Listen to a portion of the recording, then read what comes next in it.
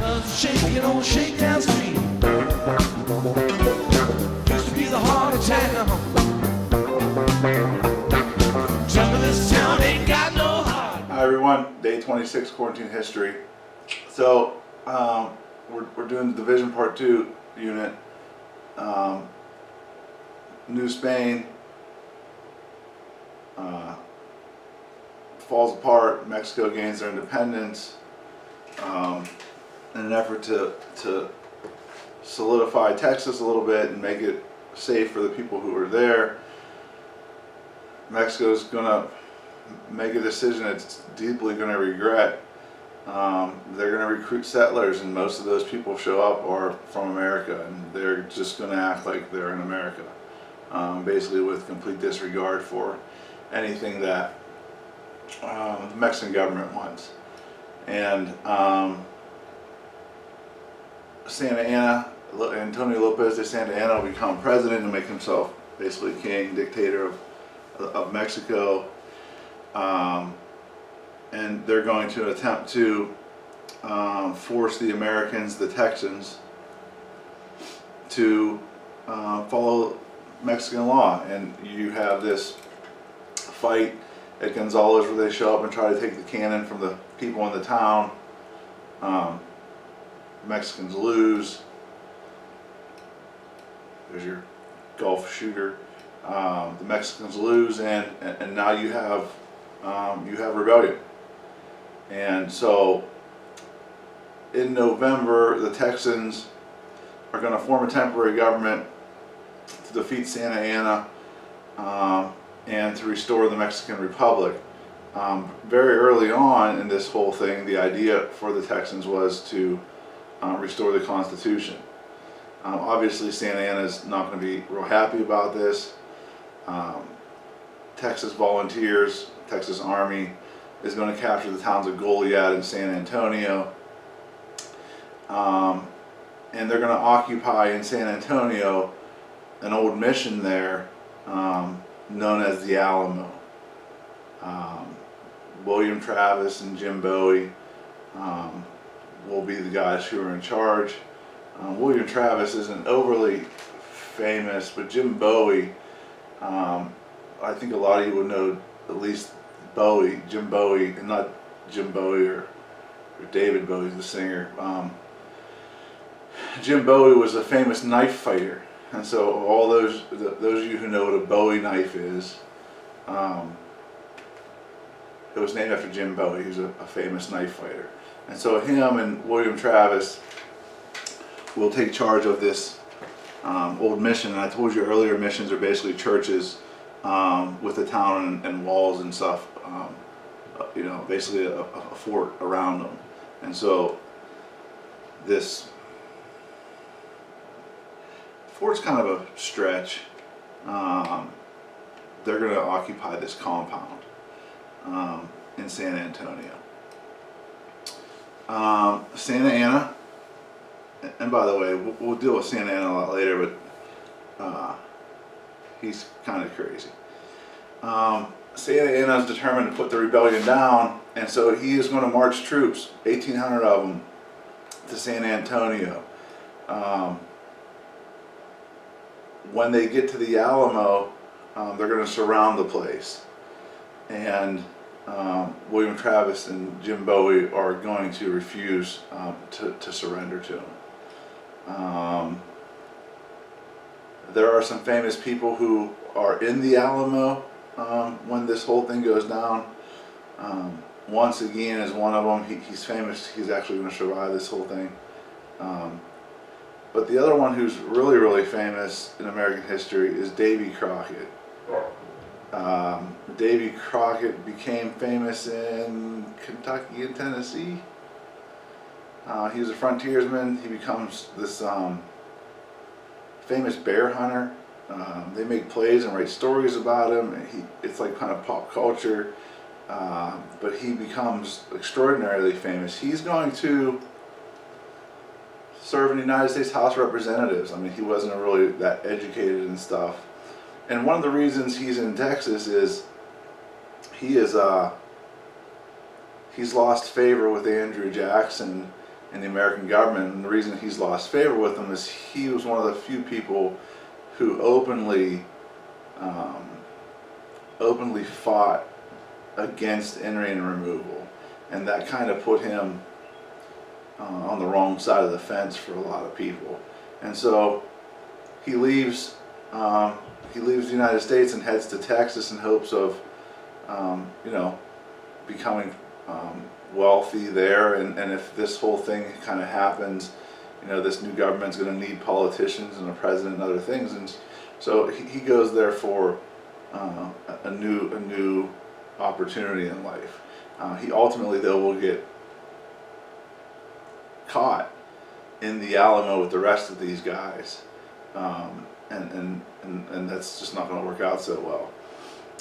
When Santa Anna arrived at the Alamo, William Travis only has 189 guys inside to Santa Anna's 1,800. They're outnumbered essentially 10 to 1.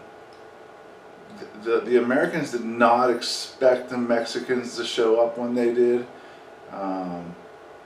Essentially, is winter there. I know it's in Texas and northern New Mexico, but there are some mountains and things that they would have had to come through that would have been pretty cold. But they didn't expect them to show up when they showed up, and so the guys inside the Alamo are sort of caught off guard. The Mexicans are going to surround the place. Travis will send letters for help, and none's really going to show up. I do think something like 30 guys maybe will show up at one point, and Santa Anna sort of lets them in.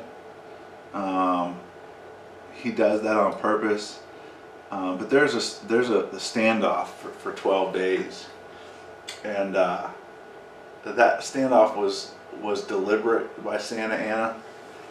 So the guy in charge of the Texas Army is a guy by the name of Sam Houston.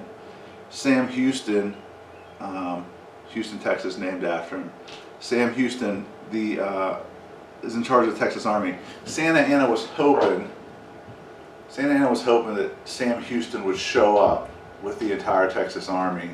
He was going to let them into the Alamo, and his idea was if he did that, then he could put down the rebellion all at once. And so he does. He waits 12 days. Sam Houston gets letters from William Travis, decides he's not going to fall into the trap, and on the 13th day, the Alamo is finally going to be attacked by Santa Anna. They will overrun the place, and even though they take a lot of casualties, the Mexican army does, eventually they overpower the people inside the Alamo. They breach the walls. Like I said, the mission's kind of like a fort, but the Alamo was like a half fort. It had some parts of it that just weren't ready for this kind of thing. I mean, it wasn't really built to defend against an army. It was built to defend against Indians.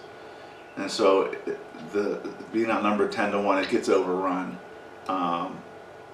Everyone inside of the Alamo, all the Texans who are there, are killed. I will tell you real fast, and I tried to find this on certain things, not on Netflix. There's a movie called The Alamo that I show in class all the time that the kids really, really like. If you can get hold of that somehow, you'll enjoy it, I promise you. But obviously we're not there. But everyone inside the Alamo is killed and wiped out. And so word's going to spread. They don't kill the women and children that are there hiding inside. They're going to be released. Word's going to spread pretty quick though about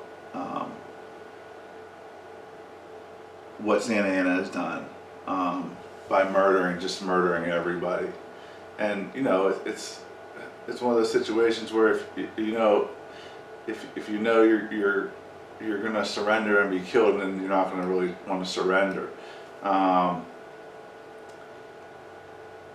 Once word spreads that everyone's killed, obviously support among Americans is going to increase for the revolution.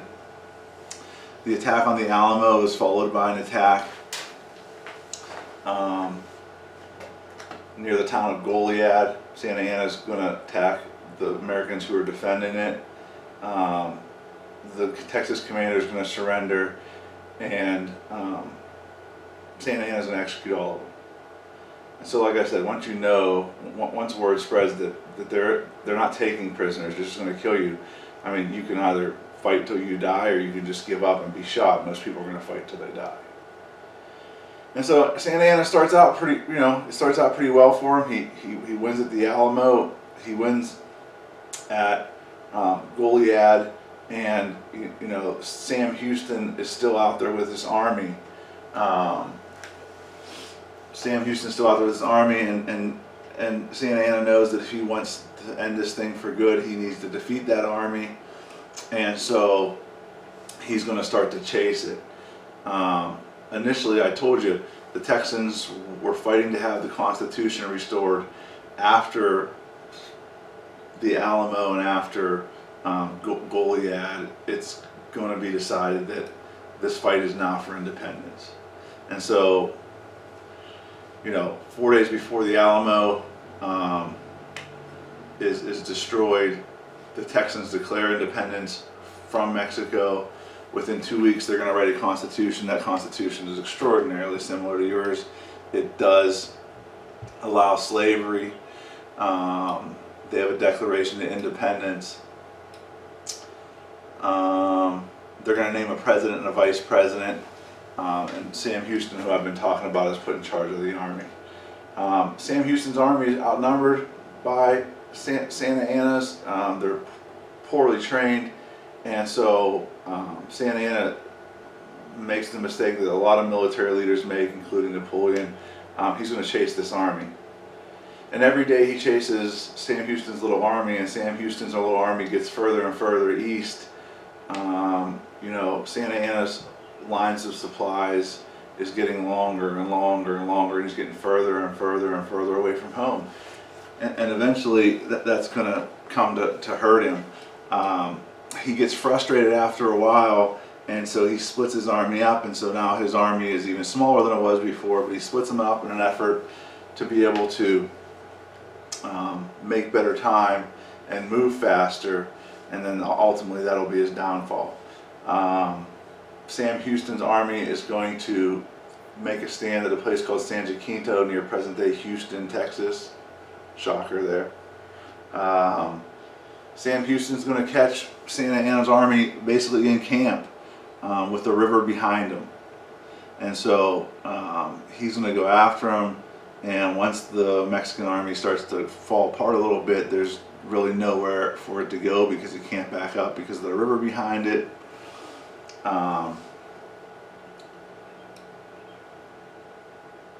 And in April 21st, 1836, Houston's going to attack Santa Ana's camp, and he's going to defeat Santa Ana.